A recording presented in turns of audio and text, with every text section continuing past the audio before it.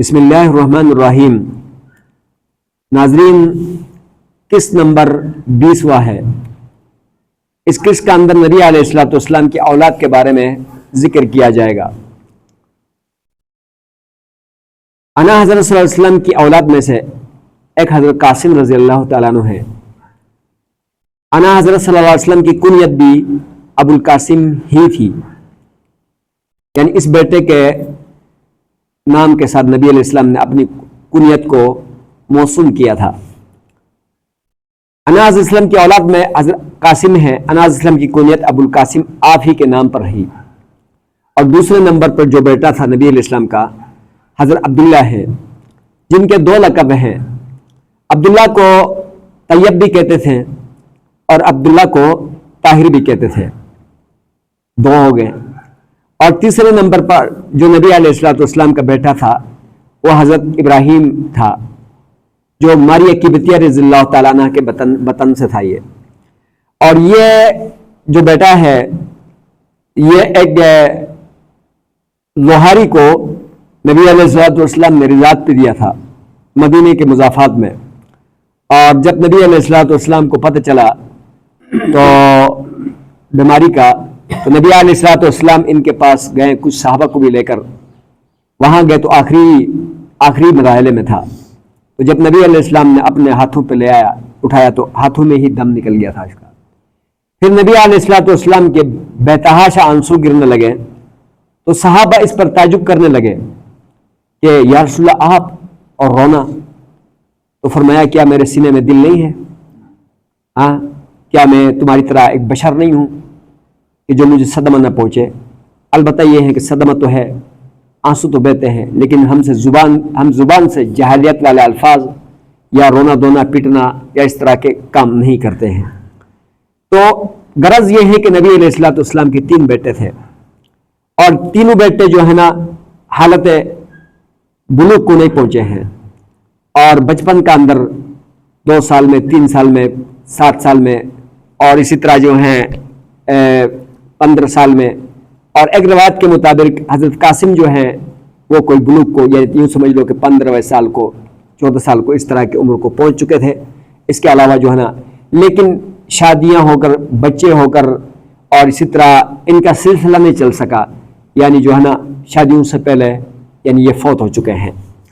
اور نبی علیہ الصلوۃ والسلام کی 4 صاحبزادیاں ہیں، 4 بیٹیاں تھیں۔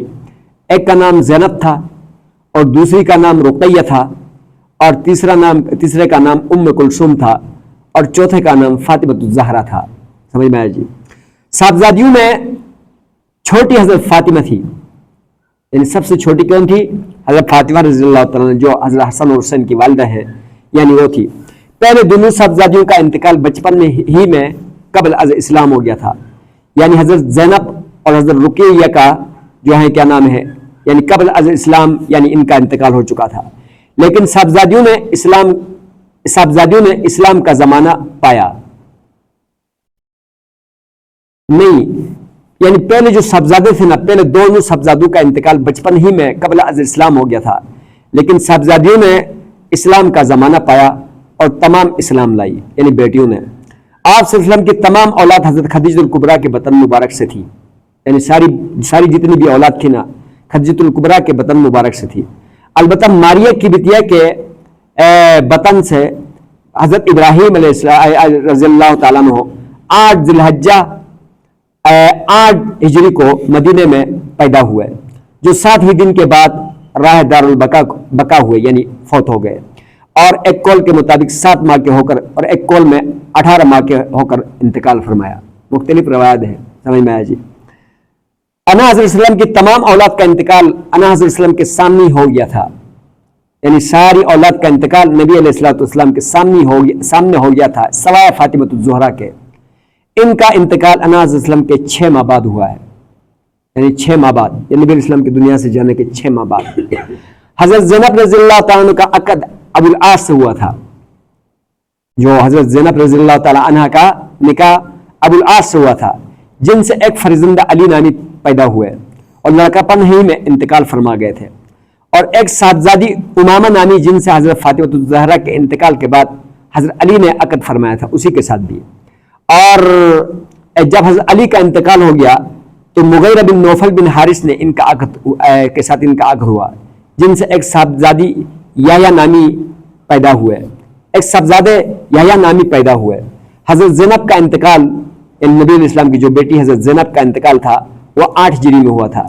حضرت فاطمہ کا نکاح امیر المومنین حضرت علی کرم اللہ وجہہ سے ہوا تھا، جن کے بطن مبارک سے حضرت حسن اور حضرت حسین اور حضرت محسن 3 فرزندہ اور زینب اور ام کلثوم 2 صاحبزادیاں پیدا ہوئی۔ حضرت محسن بچپن ہی میں انتقال فرما گئے۔ حضرت زینب کا عقد عبداللہ بن جعفر سے ہوا۔ ان کے ہاں ایک فرزندہ علی نامی پیدا ہوئے۔ شوہر کے سامنے ہی زینب بنت علی انتقال فرما گئی تھی، سمجھ میں آیا جی۔ اور حضرت ام کلثوم کا عقد حضرت امیر المؤمنین عمر فاروق سے ہوا۔ ان سے ایک فرزندہ زید نامی پیدا ہوئے۔ حضرت عمر فاروق کے بعد حضرت عون بن جعفر سے نکاح ہوا۔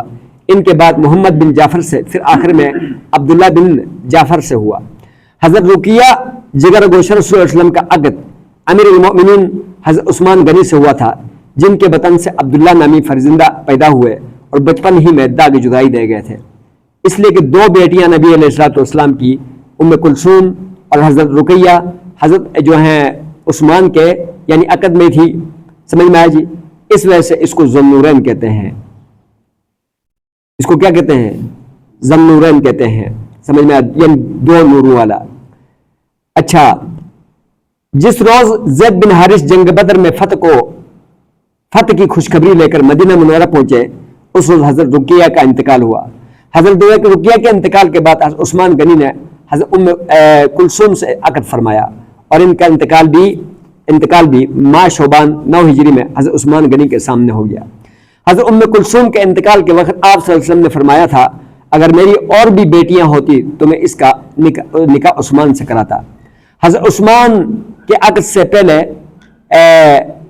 رقیہ عتبہ کے عقد میں تھی، اور ام کلثوم کا نکاح عتیبہ سے ہوا تھا۔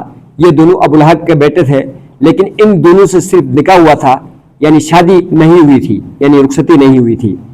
اور فائدے میں لکھتے ہیں حضرت شیخ، اوائل اسلام میں مسلمانوں اور مشرکین کی باہمی مناہکت جائز تھی، بعد میں آیت جو ہے نازل ہونے کے بعد جو ہے کیا نام ہے یہ جواز ختم کر دیا گیا۔